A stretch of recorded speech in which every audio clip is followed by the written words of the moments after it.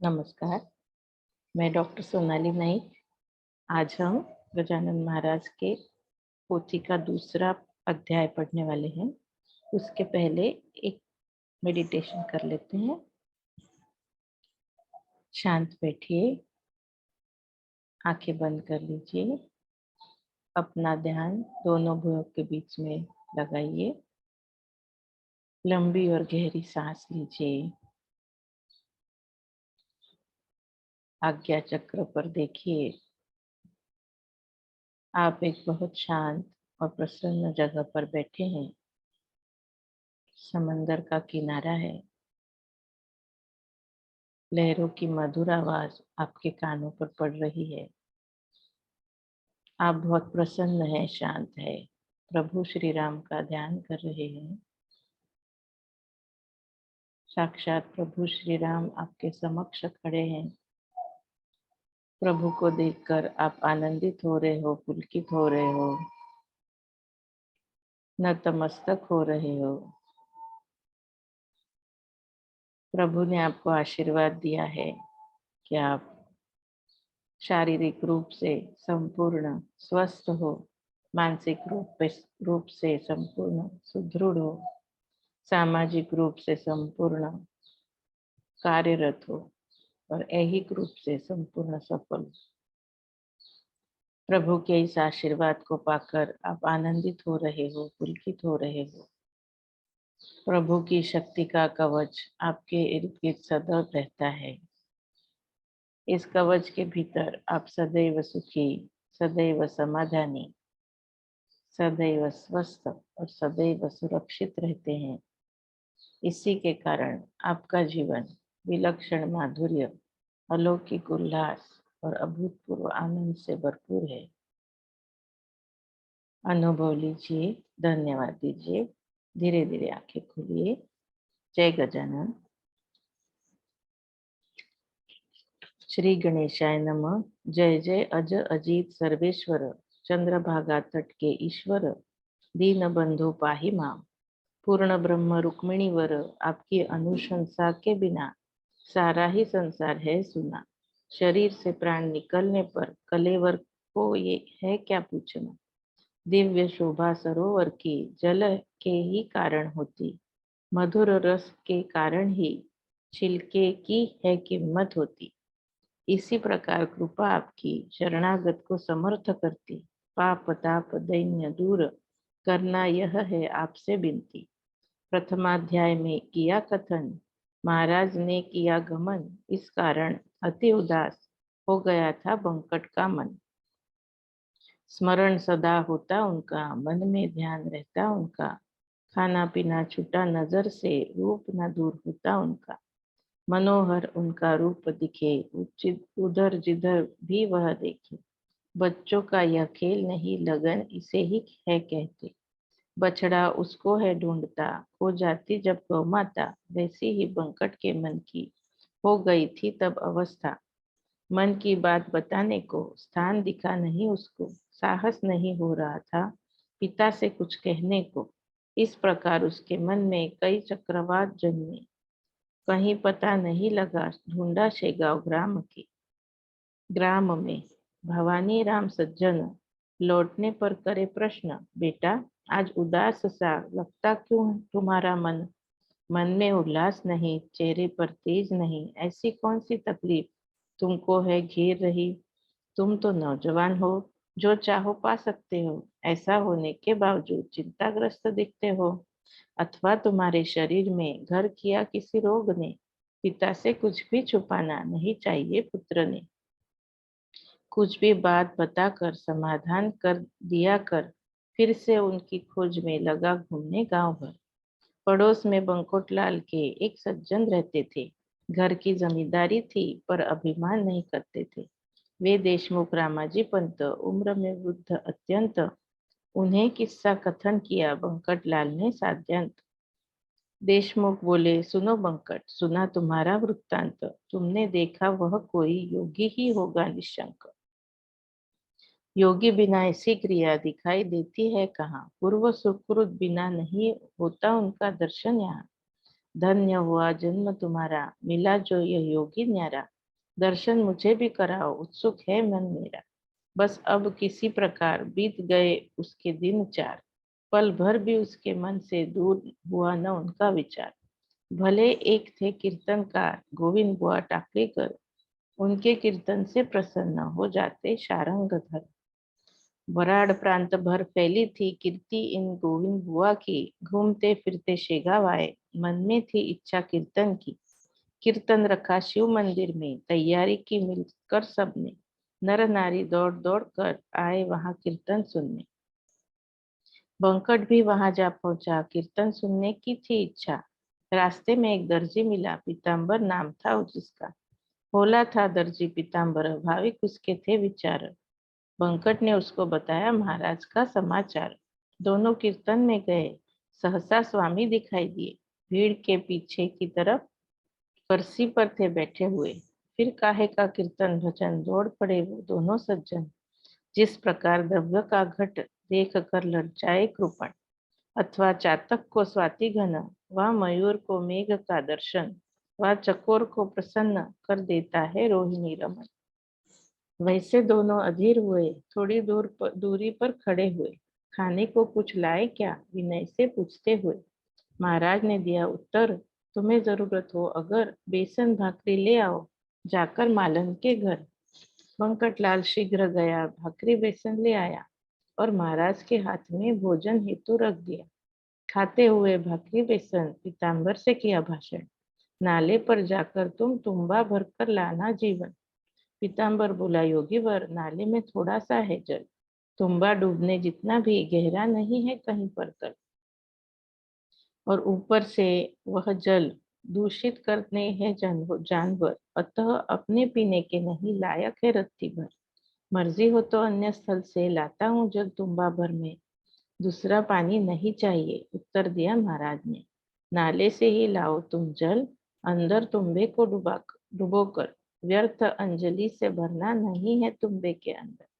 तुम्बा लेकर पीताम्बर तत्काल गया नाले पर, वहां उसे दिखा नहीं तुम्बा डूबने जितना जल, तलवे भीगने जितना ही जल दिखा हर कहीं। महाराज की आज्ञा थी, हाथ से पानी भरना नहीं। पीताम्बर चिंतित हुआ, इधर खाई उधर कुआ, हिम्मत जुटाकर अंत में तुम्बे से उस जल को छुआ। ऐसा चमत्कार हुआ, तुम्बा रखा जहां जहां, पूरा डूबता पानी में, गड्ढा पड़कर वहां वहां। नाले का मटमैला वह जल तुम्बे में हो गया निर्मल, स्फटिक समान देख जीवन चकित पीताम्बर का था मन। वह बोला, आज स्थिति विलक्षण मैंने देखी, संशय मन में नहीं रहा, योगेश्वर की है यह शक्ति। तुम्बा रखा ला कर उसने महाराज के पास में, भोजन के बाद उसका जल प्राशन किया महाराज ने। पंकटलाल को सुपारी मांगने लगे साक्षात्कारी, मालन की भाकरी से ही सेवा करते हैं क्या मेरी, निकाल सुपारी जेब से, फोड़ कर दे मुझे झट से। यह सुनकर समाधान हुआ मन को बंकट के, सुपारी के साथ में 2 पैसे भी हाथ में व्याघ्रांबरी दुदंडी तांबे के रखे बंकटलाल ने। खड़कू दुदंडी व्याघ्रांबरी यवनी थे सिक्के जारी, वराड़ प्रांत में इन्हीं से चलती थी व्यवस्था सारी। इन पैसों को देखकर बोले महाराज हंसकर, सिक्के दे रहा मुझे तू, क्या व्यापारी समझकर। पैसा तुम्हारे है काम का, लोभ नहीं है मुझको इसका, संतुष्ट करता है मुझको भाव और भक्ति का सिक्का। वही था तेरे पास में, अतः तुझे फिर से मिला मैं। मर्म समझ में आ जाएगा, थोड़ा सोच लेना मन में। तुम दोनों अब कीर्तन जाकर कर लेना श्रवण, नीम के पास बैठकर मैं भी कथा लेता सुन। दोनों कीर्तन में पहुंचे, समर्थ पास नीम में के बैठे। गोविंद बुआ ने शुरू किए श्लोक गाना निरूपण के। निरूपण में भागवत का श्लोक एकादश स्कंद का हंस गीता में से लेकर स्पष्टीकरण शुरू किया था। पूर्वार्ध बुआ ने बताया, उत्तरार्ध समर्थ ने गाया। सुन गोविंद बुआ का मन अचंभित सा हो गया। उत्तरार्ध गाने वाला होगा अधिकारी महात्मा, उसे जाकर मंदिर में कीर्तन के लिए ले आना। बंकटलाल पीताम्बर और अन्य भाविक नर समर्थक ही कीर्तन में लाने पहुंचे वहां पर। अति नम्र स्वरों में विनती की सब लोगों ने अपने स्थान से पर हलचल की नहीं महाराज ने। गोविंद बुआ आए अंत में, दोनों हाथ दोनों जोड़े उन्हें, बोले कृपया एक बार चलिए शिव जी के मंदिर में। उचित न है बैठना बाहर, आप तो साक्षात हो शंकर। ईश्वर के बिना शून्य सा लगता है मंदिर के अंदर। पूर्व जन्म में पुण्य किया वही आज काम आया, तभी तो इन शिव चरणों के दर्शन में कर पाया। कीर्तन के फल की आज हुए मुझे प्राप्ति, मंदिर में मेरे साथ शीघ्र चलिए गुरुमूर्ति। गोविंद बुआ के वचन सुनकर समर्थ ने दिया उत्तर, गोविंदा एक वाक्यता रखना भाषण के अंदर। तूने अभी कथन किया ईश्वर ने सब व्याप लिया, अंदर बाहर भेद नहीं, फिर अंदर आने हट क्यों किया। कुछ भी मुझे हो समझना, स्वयं उसका पालन करना। साधक ने कभी भी शब्द छल नहीं करना। भागवत का श्लोक कहता और विपरीत आचरण करता, कीर्तनकार को यह प्रकार कभी भी नहीं शोभा देता। केवल उदर भरण हेतु हरि के नहीं गुण गाना तू। यहाँ से मैं सुनता हूँ, जा कीर्तन समाप्त करना तू। हुआ लौटे कीर्तन में लगे सबको समझाने, शेगांव के अमोल रत्न ये संभाल कर रखना इन्हें। यह नहीं शेगांव रहा पंढरपुर ही बन गया, चलते बोलते पांडुरंग को हमने अपने बीच पाया। इनकी व्यवस्था रखना, सेवा चाकरी भी करना, वेद वाक्य समान इनकी आज्ञा का पालन भी करना। ये तो है दया निधान, सभी का करेंगे कल्याण। सहज संभाल कर रखना इन्हें, अमोल रत्न जान। कीर्तन संपन्न हुआ, हर कोई अपने घर गया। मन में अति हर्ष लेकर बंकट भी घर लौट आए। आदरणीय पिता को सारा वृत्तांत कथन कर डाला, पिताजी अपने घर पर महाराज को अवश्य लाना। पुत्र ने जो कथन किया भवानी राम ने सुन लिया और उन्हें ले आने को प्रेम पूर्वक कह दिया। पिता से मिली अनुमति बंकट हर्षित हुआ थी, बोला घर ले आने को, अब मिलेंगे कब सदगुरु मिट्टी। बाद में माणिक चौक में बंकट को महाराज ने स्वयं ही दर्शन दिए। अस्तमान के काल में दिनपति अस्त हुआ, बोध सूर्य उदित हुआ। माणिक चौक प्राची में बंकट का भाग्योदय हुआ। चरवाहे लेकर गायों को लगे लौटने गांव को, सब गायों ने घेर लिया श्री गजानन महाराज को। सोचे गोकुल से गोप सखा, उनसे मिलने आ पहुंचा। वृक्षों पर शुरू हुआ कलकल शब्द पक्षियों का। तैयारी दिया बत्ती की, दुकानदारों ने प्रारंभ की। ऐसे समय बंकट घर लाया मूर्ति समर्थ की। उन्हें देख पल भर में पिता हर्षित हुआ, मन में आसन पर बिठाया, साष्टांग नमन किया चरणों में, हाथ जोड़कर विनती की थोड़ा भोजन करने की। आप साक्षात पार्वती नाथ आए बेला के प्रदोष में, करने से मिलता है पुण्य। प्रदोष काल में शिव आराधना मैंने अनेक अनेक सुने हैं ऐसे स्कंद पुराणों में वचन। उन्हें ऐसा कहकर आए बिल्व पत्र लेकर, भक्ति पूर्वक रख दिया महाराज के मस्तक पर। कुछ भोजन करने को कहा तो है मैंने इनको, लेकिन अभी समय है खाना तैयार होने को। तैयार न हुआ भोजन इन्होंने अगर किया गमन, प्रदोष काल में भूखे ही घर से जाएंगे गौरी रमन।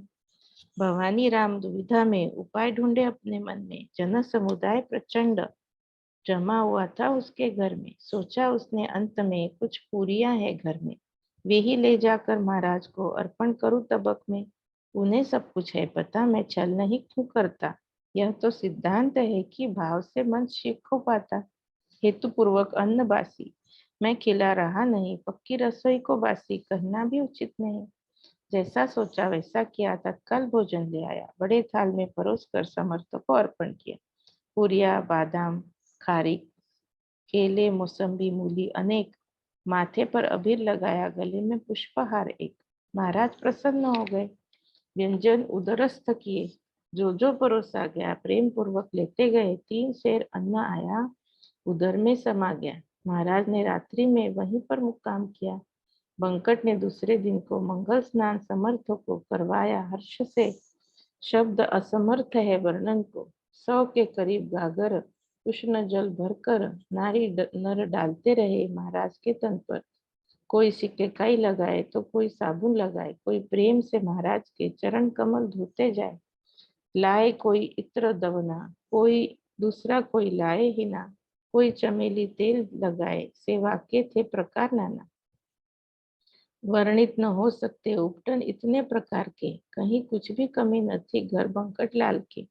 स्नान विधि खत्म हुआ, पीताम्बर पहनाया गया, सम्मान से योगीराज को गद्दी पर बिठाया गया। केसरी गंध माथे पर, गले में विभिन्न हार, कोई मंजरी चढ़ाने लगे महाराज के मस्तक पर। नैवेद्य नाना प्रकार के आगे रखे महाराज के, भाग्य का उदय हुआ घर पर बंकटलाल के। सदन बंकटलाल का बन गया था द्वारिका, उस दिन सोमवार था, दिन था शंकर जी का। जितने भी लोग आए सबने मनोरथ पूर्ण किए, पर इच्छाराम शेठ जी उनमें पीछे रह गए। चचेरे भाई बंकट के अति भाविक थे मन से, उन्होंने ऐसा सोचा क्योंकि भक्त थे वे शंकर के। सोमवार का दिन है आज और मेरा भी है उपवास, चलते बोलते शिव शंकर घर पधारे है अनायास। अस्तमान को पूजन उनका यथाविधि अर्चन और पारणा करने का चाहता था उनका मन। पश्चिम में चला गया, सूर्य अस्त हो गया। प्रदोष काल के समय इच्छाराम ने स्नान किया, पूजा सामग्री ले आया, श्रद्धा से मन भर गया। प्रेम पूर्वक श्री गजानन महाराज का पूजन किया, मनोगत प्रकट किया, दोपहर को भोजन किया। फिर भी आपने इस समय थोड़ा कुछ अगर न खाया तो फिर आपके बिना मुझे भी अन्न नहीं लेना। सोमवार का व्रत है मेरा, मेरी इच्छा पूर्ण करना। सबके मनोरथ पूर्ण किए, बस मेरे ही रह गए। अब आपको मुझ पर अनुग्रह करना चाहिए। भीड़ भक्तों की अपार देख रही थी यह प्रकार। इच्छाराम इच्छाराम नैवेद्य भर के ले आया एक थाल, सुवासिक चावल का बना हुआ भात था। महाराज के भोजन का बहुत ठाट बाट था। जलेबी, राघव दास, मोतीचूर, गुजिये, अपूप, घेवर, वर्णन हो न सके इतने सब्जियों के थे प्रकार। कई चटनियां, कचूमर और दही कटोरा भर। थाली में बाएं हाथ में घी भी था कटोरी भर। 4 मनुष्यों का अन्न, ऐसा नैवेद्य परिपूर्ण इच्छाराम ने लाकर रखा। देख रहे थे सारे जन। महाराज ने स्वयं से कहा, अब इतना नैवेद्य देखा, खाता हूँ अहर्निश। कहता है गणप्या, भक्षण कर इस अन्न को, अपमानित न करना इसको। अरे लालची ये सारे जन, देखे तेरी लालच को। भोजन करने बैठ गए, व्यंजन सारे खत्म किए, नमक और नींबू तक उदरस्त कर गए। आग्रह की परिणति समझाना चाहे गुरुमूर्ति, वही बताने के लिए लीला दिखाई गजबती। अन्न पूरा बाहर आया, उल्टी हो गई जोरदार। श्री रामदास ने ऐसा ही प्रकार किया था एक बार। वासना खीर पीने की उनके मन में उपजी थी। संयम करने हेतु उन्होंने अकंठ खीर पी ली थी, उसकी ही उल्टी कर दी। वही पुनः भक्षण की वासना को जीतने हेतु उन्होंने थी लीला की। वैसे ही लोकाग्रह को नियंत्रित करने को बल होते हुए भी उल्टी का प्रकार दिखाया सके। सत्पुरुष का आचरण अगली पीढ़ी को मार्गदर्शन करता है, निसर्ग के धर्म का करते संरक्षण। वही महाराज ने किया, सारे लोगों को सुझाया। आग्रह बुरा होता, उसका कैसा विपरीत फल पाया। अस्तु उल्टी होने पर स्वच्छ किया परिसर, महाराज को पूर्ववत उठाया स्नान कराकर। स्वामी की वृत्ति आनंदमयी, दर्शन को आए लोग कई, वहां भजन करने हेतु 2 डिंडिया पहुंच गई। आवाज जिनका सुस्वर, पहाड़ी और मनोहर, प्रेम पूर्वक करने लगे विठल का नाम गजर।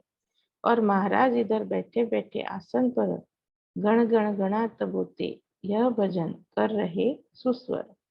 सदा यही भजन करते, चुटकियां बजाते रहते। पूरी रात्रि वहां भक्त आनंदित हो रहे थे। गण गण ऐसा भजन सदैव करते, इस कारण लोगों ने दिया अभिधान उनको श्री गजानन। वो ब्रह्म है स्वयं ही, उन्हें क्या रूप क्या नाम भी, प्रकृति को ही जरूरी रहती नाम रूप उपाधि। अस्थि भांति प्रिया इनमें, स्वामी रहते लिप्त मन में। उपमा वे ही, उपमान वे ही, सुख समाये न शब्दों में। आषाढ़ में पंढरपुर व सिंहस्थ में गोदा तीर, अथवा कुंभ मेले में जैसा होता हरिद्वार, वैसा उभड़ा भक्ति भाव ओतप्रोत हुआ शेगाव। दूर दूर से असंख्य ही लोगों का हुआ जमाव। स्वामी समर्थ गजानन साक्षात विठ्ठल नारायण, निश्चय की ईट पर रखे अपने दोनों चरण। आनंद हुआ हरिद्वार, उनके वचन गोदा तीर। शेगांव में भीड़ बढ़ी, वेंकट सदन बना मंदिर। जिसे ब्रह्म पद हो मिला, उसे जात क्या क्या झमेला। सूर्य प्रकाश को जग एक सा, उसे कुछ भी नहीं निराला। नित्य नई यात्रा आए, समराधना चलती जाए। उनके वर्णन करने में शेष भी निश्चित थक जाए। उसके आगे मेरा ज्ञान, मैं तो कीटक समान। मेरे मुख से सब कहलाते केवल गजानन महान। कथन करता हूँ थोड़ी दिनचर्या महाराज की।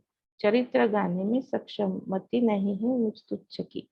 कभी जाते झरने पर मंगल स्नान कर लेते, कभी मटमैला ही जल स्वामी कर लेते प्राशन। ऐसा एक नियम नहीं था उनकी दिनचर्या का, कौन बता सकता प्रकार कभी वायु की गति का। चिलम पर प्रेम बढ़ा, उनका उपयोग करते सदा, पर यह आसक्ति न थी उसमें, केवल मनोरंजन था। अस्तु, अगले अध्याय को सुनने एकाग्र करना मन को। हाथ आया अवसर, अच्छा चूकने न देना इसको। भक्तों को बने आदर्श पवित्र गजानन चरित्र। दासगणों ईश्वर को यह विनती करते हैं विनम्र। शुभम भवतु श्री हरिहरार्पणमस्तु। इति श्री गजानन विजय ग्रंथस्य द्वितीयोऽध्याय समाप्त।